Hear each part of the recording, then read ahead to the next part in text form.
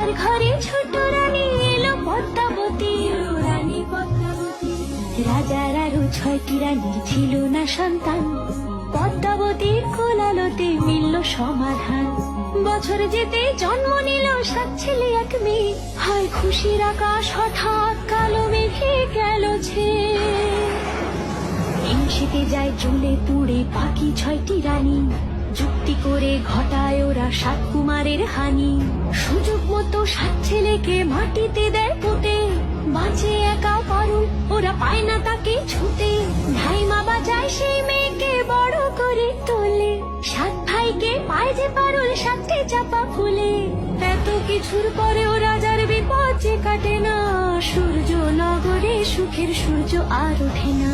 হিংসা বিবাদ বিচ্ছেদ আর প্রেমের কাহিনীতে পারুল বোন কি পারবে 7 ভাই চম্পাকে জাগাতে।